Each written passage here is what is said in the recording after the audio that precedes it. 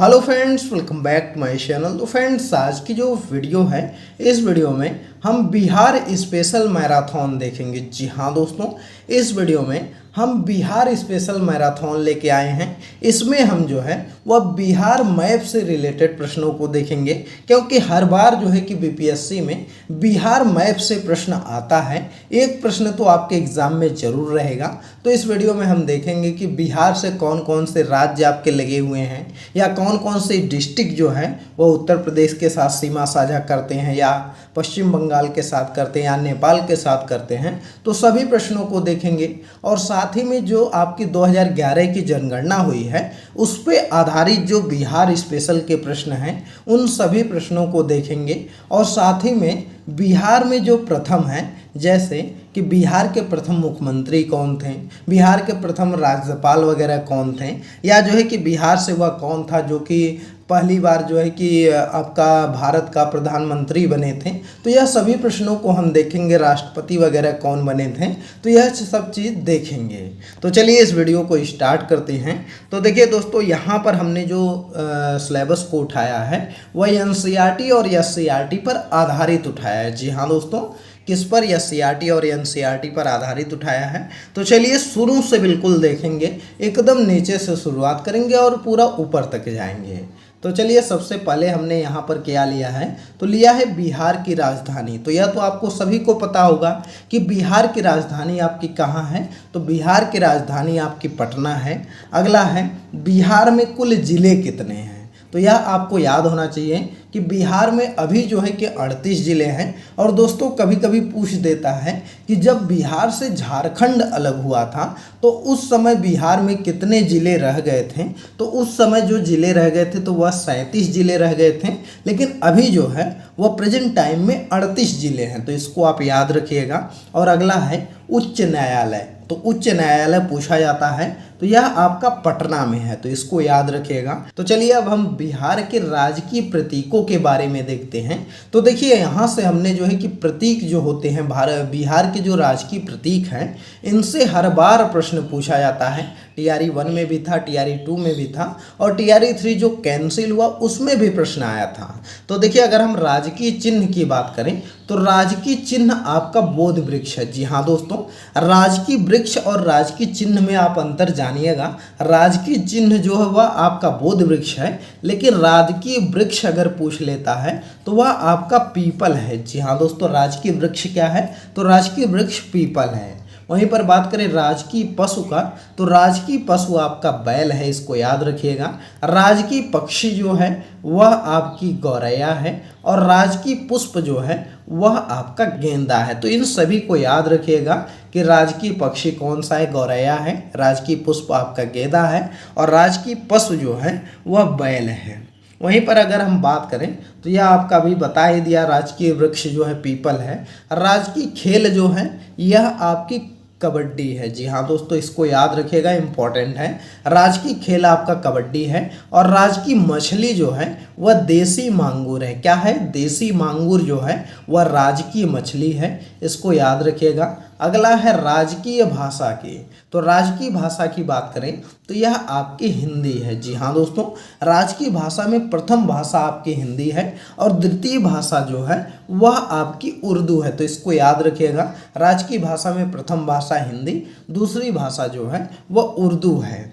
और अगला अगर हम बात करें राज्य गीत की, तो राज्य गीत जो है वह है मेरे भारत के कंठार, तुझको सत सत वंदन बिहार। तो यह जो है यह आपका राज्य गीत है। वहीं पर बात करें तो राज्य जो प्रार्थना है वह है मेरी रफ्तार पे सूरज की किरण नाज करे। तो यह जो है वह प्रार्थना है, आपका राज्य प्रार्थना है, इसको याद रखिएगा। और अगला है प्रमुख चित्रकला, मोस्ट इम्पॉर्टेंट है। प्रमुख चित्रकला आपकी मधुबनी है। तो मधुबनी चित्रकला वहाँ की फेमस चित्रकला है, यह तो आप जानते ही हैं। अगला है, यहाँ से देखिए दोस्तों, हमने जो लिया है यह जो बिहार राज्य मैप से, यहाँ से हमने प्रश्नों को उठाया है कि जो बिहार मैप है उससे प्रश्न आपके हैं कि जैसे बिहार से अगर पूछा जाए कि जो बिहार है उससे कौन सा ऐसा देश है जिसके साथ बिहार सीमा साझा करता है। तो बिहार सिर्फ एक देश नेपाल के साथ अपनी सीमा साझा करता है। इसको याद रखिएगा, बिहार जो है वह सिर्फ एक देश नेपाल के साथ अपनी सीमा साझा करता है। तो इस चीज़ को मोस्ट इम्पॉर्टेंट है। अगला है, अगर बात करें नेपाल की सीमा से लगे कितने जिले जो है कि बिहार के हैं, तो देखिए बिहार के कुल 7 जिले जो हैं वह बिहार नेपाल के साथ सीमा साझा करते हैं। उनमें से कौन कौन सा जिला है, तो देखिए यहाँ पर तो जो है कि पूरा नहीं लिखा गया है, लेकिन हम आपको पूरा बता देते हैं। तो पूरा बताते हैं, तो आप नोट करिएगा। पहला जिला आपका पश्चिमी चंपारण आता है, दूसरा जिला आपका पूर्वी चंपारण आता है, तीसरा जिला आपका सीतामढ़ी आता है, चौथा जिला आपका मधुबनी आता है, पांचवा जिला आपका सुपौल है, छठवां जिला आपका अररिया है और सातवां जिला आपका किशनगंज है। तो इसमें आपका पश्चिमी चंपारण और पूर्वी चंपारण नहीं लिखा है, तो उसको नोट कर लीजिएगा। बाकी यह सब जिले जो हैं वह आप नेपाल के साथ सीमा साझा करते हैं, तो इसको याद रखिएगा। वहीं पर अगर हम बात करें उत्तर प्रदेश के साथ, तो उत्तर प्रदेश के साथ जो है वह नेपाल जो है आपके उत्तर बिहार के कुल 8 जिले सीमा साझा करते हैं। जी हाँ दोस्तों, कितने जिले, तो कुल 8 जिले सीमा साझा करते हैं। इसको याद रखिएगा। पहला जिला आपका रोहतास है, दूसरा जिला आपका कैमूर है, तीसरा आपका क्या है, तो तीसरा आपका बक्सर है, चौथा जिला आपका क्या है, तो चौथा जिला आपका भोजपुर है, पांचवा जिला आपका सारण है, छठवां जिला आपका सीवान है, सातवां जिला जो है वह आपका गोपालगंज है और जो 8वां जिला है वह पश्चिमी चंपारण है। तो इसको याद रखिएगा, पश्चिमी चंपारण, गोपाल, सीवान, सारण, भोजपुर, बक्सर, कैमूर और रोहतास। तो यह 8 जिले जो हैं वह उत्तर प्रदेश के साथ सीमा साझा करते हैं। यह प्रश्न भी मोस्ट इम्पॉर्टेंट है, आने के ज़्यादातर चांस हैं। अगला है पश्चिम बंगाल के साथ। तो पश्चिम बंगाल के बात करें तो सिर्फ 3 जिले जो हैं वह सीमा साझा करते हैं। कौन कौन सा जिला है, कटिहार है, किशनगंज है और पूर्णिया है। इसको याद रखिएगा, कटिहार, किशनगंज और पूर्णिया जो है यह आपका जो है यह पश्चिम बंगाल के साथ सीमा साझा करता है। वहीं पर बात करें झारखंड की, तो झारखंड जिला की बात करें तो कुल 8 जिले झारखंड के साथ भी सीमा साझा करते हैं। कौन कौन सा जिला है यह भी आप याद रखिएगा, भागलपुर, बांका, जमुई, नवादा, गया, औरंगाबाद, रोहतास और कटिहार। तो यह 8 जिले ऐसे हैं जो कि झारखंड के साथ सीमा साझा करते हैं। तो इसको आप याद रखिएगा। दोस्तों, सीमा से एक प्रश्न जरूर आता है कि किसकी सीमा किसके साथ जो है लगी हुई है। अगला है, बिहार की राजधानी पटना से 9 जिले लगे हुए हैं। जी हाँ दोस्तों, इसको याद रखिएगा कि जो बिहार की राजधानी पटना है उससे जो है कि 9 जिले लगे हुए हैं।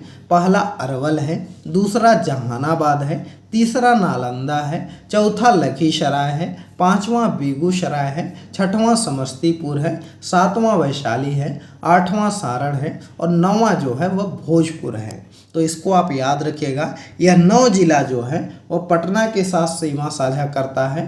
अगला है 2 राज्यों और देशों के साथ सीमा बनाने वाले जिले। तो देखिए, अगर हम बात करें किशनगंज की, तो किशनगंज जिला है यह बिहार के सबसे पूर्वी जिला है।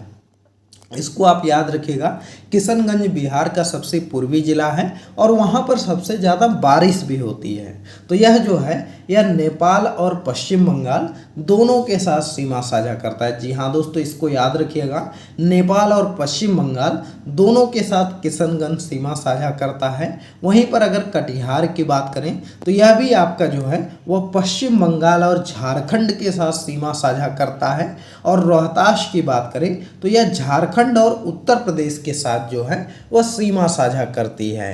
वहीं पर अगर हम पश्चिम चंपारण की बात करें, जो कि इसमें नहीं लिखा गया है, तो पश्चिम चंपारण भी आपका नेपाल के साथ सीमा साझा करता है और जो है कि उत्तर प्रदेश के साथ सीमा साझा करता है। तो इसको याद रखिएगा। देखिए, यहाँ से जो है वह हमने क्षेत्रफल वगैरह से प्रश्नों को लिया है कि कौन सा जिला सबसे बड़ा है क्षेत्रफल की दृष्टि से या जो है कि जनसंख्या वगैरह की दृष्टि से। तो इसको देख लेते हैं।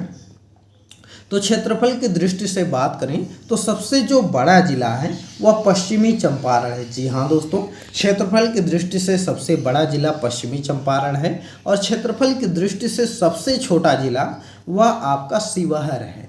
शिवहर सबसे छोटा है और पश्चिमी चंपारण सबसे बड़ा है। और सबसे उत्तरी जिला की बात करें तो उत्तरी जिला आपका पश्चिमी चंपारण है। इसमें बहुत से लोग कंफ्यूज होते हैं क्योंकि वह लोग सोचते हैं पश्चिमी चंपारण तो पश्चिम में होगा, लेकिन ऐसा नहीं है। बिहार का सबसे उत्तरी जिला आपका पश्चिमी चंपारण है और सबसे दक्षिणी जिला है जो है वह आपका गया है। तो इसको याद रखिएगा, सबसे दक्षिणी जिला गया और सबसे जो उत्तरी जिला वह आपका पश्चिमी चंपारण है। वहीं पर बात करें सबसे पश्चिमी जिला, तो सबसे पश्चिमी जिला आपका कैमूर है और सबसे पूर्वी जिला जो है वह आपका किशनगंज है। तो यह तो आपको बताया ही कि किशनगंज सबसे पूर्वी जिला है, लेकिन कैमूर सबसे पश्चिमी जिला है। अगला है बिहार राज्य की जलवायु कैसी है। तो बिहार राज्य की जलवायु की बात करें तो इसकी जलवायु आपकी मानसूनी है, इसको याद रखिएगा। अगला है सामान्य वर्षा जो बिहार में होती है वह 1205 मिलीमीटर होती है। कितना होती है? तो 1205 मिलीमीटर होती है, इसको याद रखिएगा। दोस्तों जो है कि यह सभी प्रश्न आपके एग्जाम के पॉइंट ऑफ व्यू से इंपॉर्टेंट हैं, चाहे 6 to 8 की तैयारी कर रहे हों, पीआरटी की तैयारी कर रहे हों या 9 to 12 का, तो आप इसको देख लीजिएगा अच्छे से। अगला है सर्वाधिक वर्षा वाला जिला कौन सा है? तो किशनगंज है, अभी आपको बताया। अगर बात करें न्यूनतम वर्षा वाले जिला की तो सबसे कम वर्षा जो होती है वह आपका कैमूर में होता है, रोहतास में उसके बाद होता है, औरंगाबाद में होता है और गया में होता है। तो जो आपका बिहार के पश्चिमी ज़िले हैं वहाँ पर ज़्यादा बहुत ही कम वर्षा होती है, जैसे कैमूर हो गया, रोहतास हो गया, औरंगाबाद हो गया।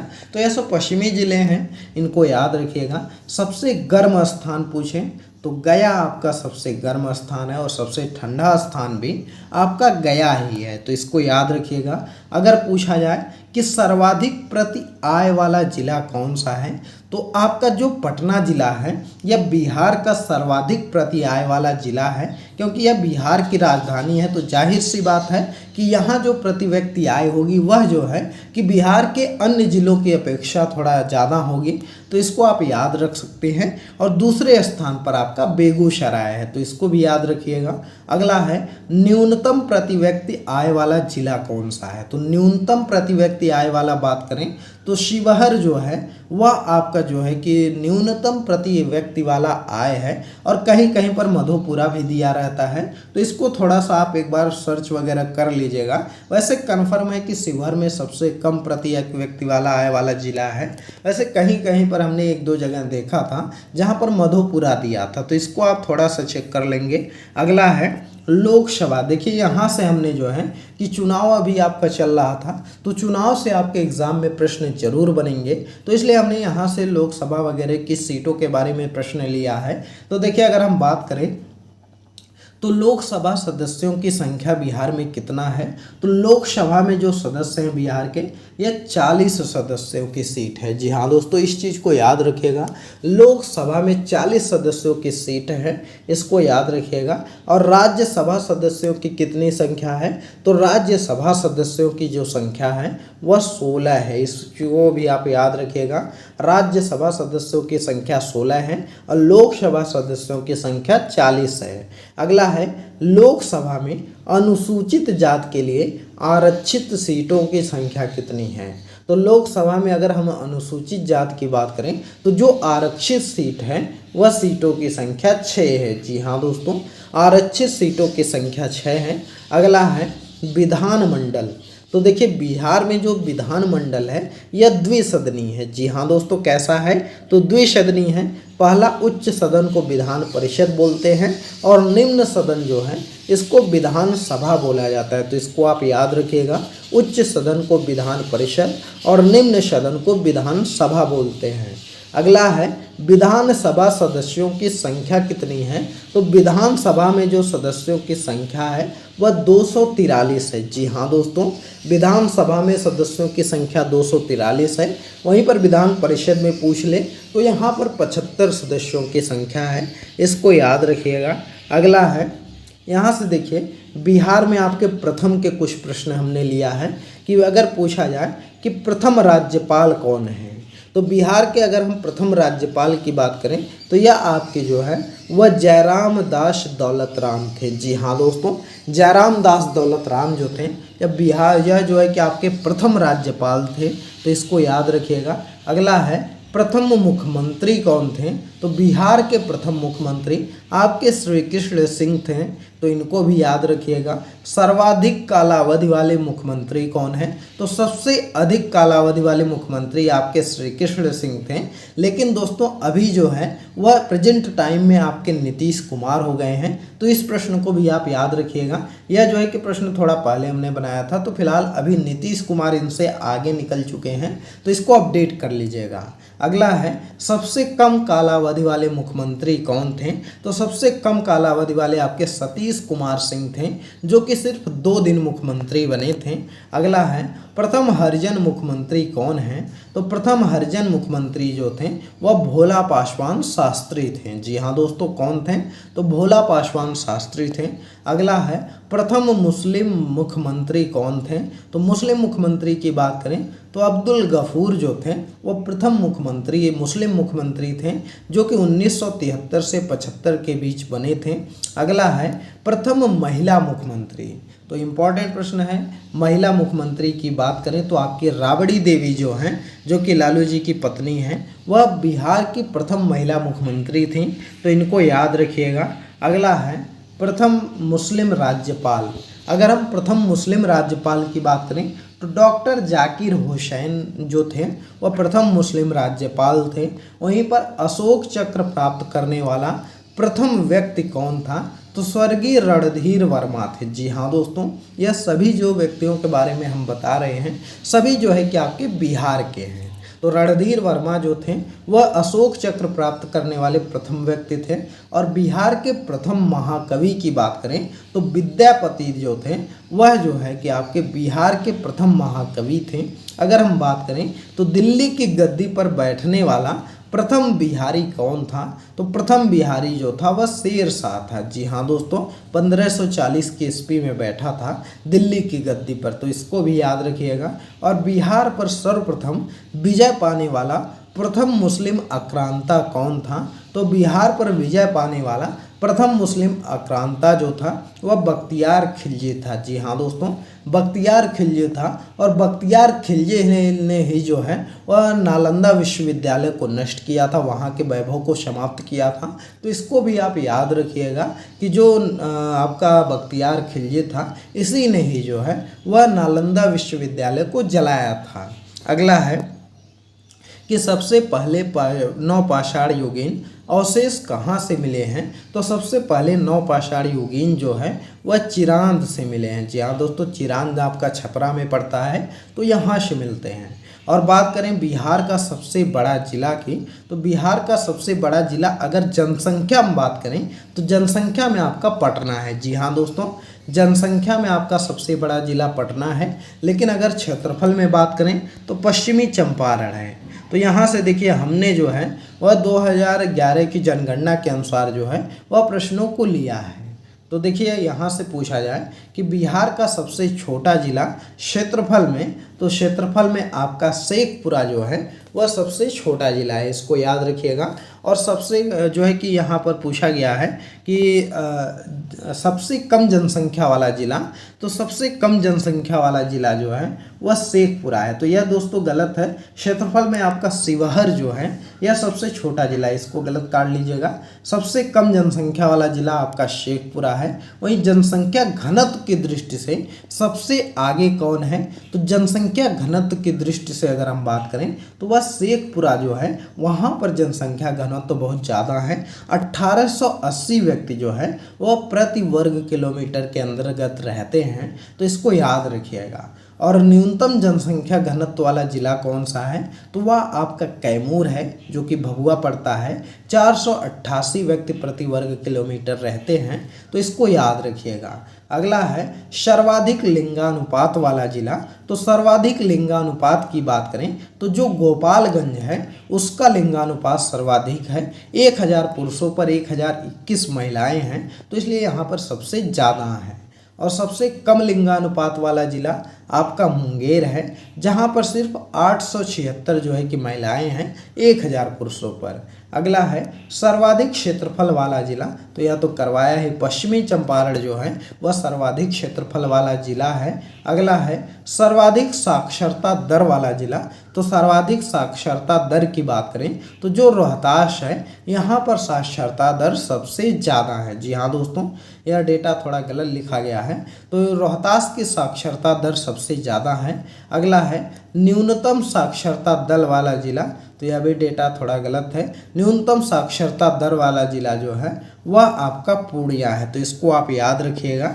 अगला प्रश्न है कि बिहार का प्रथम खुला विश्वविद्यालय कौन सा है, तो बिहार का अगर हम ओपन यूनिवर्सिटी की बात करें तो नालंदा विश्वविद्यालय जो है यह जो है कि सर्वप्रथम जो है कि प्रथम खुला विश्वविद्यालय है, तो इसको याद रखिएगा। अगला है बिहार का प्रथम मेडिकल कॉलेज अस्पताल कहाँ पर है, तो बिहार का प्रथम मेडिकल कॉलेज अस्पताल जो है यह पटना में है। जी हाँ दोस्तों, पटना मेडिकल कॉलेज है जो कि 1925 ईस्वी में बना था। अगला है बिहार की सबसे बड़ी परियोजना कौन सी है, तो बिहार के अगर हम सबसे बड़ी परियोजना की बात करें तो जो गंडक परियोजना है यह सबसे बड़ी परियोजना है। अगला है बिहार का प्रथम दूरदर्शन प्रसारण केंद्र कहाँ था, तो दूरदर्शन प्रसारण केंद्र जो था यह मुजफ्फरपुर में बना था, 1978 ईस्वी में बना था। अगला है बिहार की प्रथम भोजपुरी फिल्म कौन सी है, तो बिहार की प्रथम भोजपुरी फिल्म हे गंगा मैया तुम्हें पियरी चढ़ेबो, तो इसको आप याद रखिएगा, मोस्ट इम्पॉर्टेंट है, पूछा गया प्रश्न है। अगला है बिहार की प्रथम हिंदी फिल्म कौन सी है, तो बिहार की प्रथम हिंदी फिल्म की बात करें तो यह है कल हमारा है। इसके निर्देशक जो थे वह गिरीश रंजन जी हैं, तो इसको याद रखिएगा। अगला है बिहार का सर्वाधिक गंधक उत्पादक जिला कौन सा है, तो बिहार का सर्वाधिक गंधक उत्पादक जिला जो है यह रोहतास है, तो इसको आप याद रखिएगा। अगला प्रश्न है कि बिहार ज्ञानपीठ पुरस्कार प्राप्त करने वाला प्रथम बिहारी कौन है, तो ज्ञानपीठ पुरस्कार प्राप्त करने वाले प्रथम बिहारी डॉक्टर रामधारी सिंह दिनकर जी हैं। अगला है पटना उच्च न्यायालय के प्रथम भारतीय मुख्य न्यायाधीश कौन थे, तो पटना उच्च न्यायालय के प्रथम भारतीय मुख्य न्यायाधीश जो थे वह आपके थे फजल अली। जी हाँ दोस्तों, सैयद फजल अली जो थे यह प्रथम मुख्य न्यायाधीश थे, तो इनको याद रखिएगा, भारतीय न्यायाधीश थे। तो अगला है पटना उच्च न्यायालय की पहली महिला मुख्य न्यायाधीश कौन सी थी, तो पटना उच्च न्यायालय की पहली महिला मुख्यमंत्री जो थी वह न्यायमूर्ति सुश्री रेखा मनहर लाल थी। जी हाँ दोस्तों, रेखा मनहर लाल दोषी जो थी वह जो है कि पटना उच्च न्यायालय की पहली महिला मुख्य न्यायाधीश थी। अगला है कि स्वतंत्रता के पश्चात पटना उच्च न्यायालय के प्रथम मुख्य न्यायाधीश कौन थे, तो स्वतंत्रता के पश्चात पटना उच्च न्यायालय के प्रथम मुख्य न्यायाधीश जो थे वह सर क्लिफर्ट मनमोहन अग्रवाल थे, तो इनके बारे में आप याद रखिएगा, इम्पोर्टेंट हैं। अगला है सर्वोच्च न्यायालय के मुख्य न्यायाधीश बनने वाला बिहार का प्रथम व्यक्ति कौन था, तो सर्वोच्च न्यायालय का मुख्य न्यायाधीश बनने वाला बिहार का प्रथम व्यक्ति जो था वह भुवनेश्वर प्रसाद थे। कौन थे, तो भुवनेश्वर प्रसाद थे, इनको याद रखिएगा। अगला है बिहार के प्रथम राजनीतिज्ञ जो लोकसभा अध्यक्ष हुए थे, तो बिहार के प्रथम राजनीतिज्ञ जो लोकसभा अध्यक्ष हुए थे वह बलिराम भगत थे, जो कि 5वीं बार लोकसभा अध्यक्ष बने थे। अगला है बिहार विधानसभा के प्रथम अध्यक्ष कौन थे, तो बिहार विधानसभा के प्रथम अध्यक्ष की बात करें तो राम दयालु सिंह थे। अगला है विधान परिषद के प्रथम सभापति कौन थे, तो विधान परिषद के प्रथम सभापति जो हैं यह राजीव नंदन प्रसाद सिंह थे। कौन थे, तो राजीव नंदन प्रसाद सिंह थे। तो दोस्तों इतने जो है कि हमने प्रश्नों को लिया है जो कि आपके मोस्ट इम्पॉर्टेंट हैं। इसमें जो है कि बिहार में प्रथम जो है वह चीज लिया है और बिहार की जनसंख्या के अनुसार और क्षेत्रफल के अनुसार जो जिले वगैरह हैं उसको लिया है। तो इस वीडियो को आप 2-3 बार रिपीट करके देख लीजिए। आप अगर इतना तैयार कर लेते हैं तो गारंटी है कि 2 से 3 नंबर का प्रश्न आपको इस वीडियो से मिल जाएगा, चाहे आप पीआरटी का एग्ज़ाम दे रहे हो, चाहे 6 to 8 का या 9 to 12 का। तो चलिए कैसी लगी वीडियो आप कमेंट करके बताइएगा, और वीडियो पसंद आई हो तो वीडियो को लाइक कर दीजिए, ज़्यादा से ज़्यादा शेयर कर दीजिए, और चैनल पर नए हैं तो चैनल को ज़रूर सब्सक्राइब कर लीजिए। चलिए मिलते हैं अगली एक नई वीडियो में एक नए टॉपिक के साथ, तब तक के लिए बाय बाय।